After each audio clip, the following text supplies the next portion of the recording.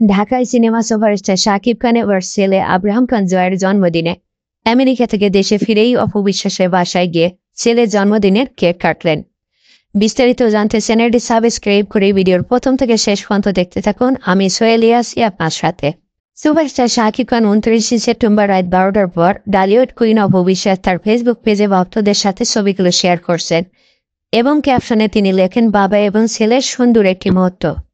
সবসময় এভাবে টুকটাক পোস্টে কমেন্ট বক্সে সব পিরালে দেখা যায়।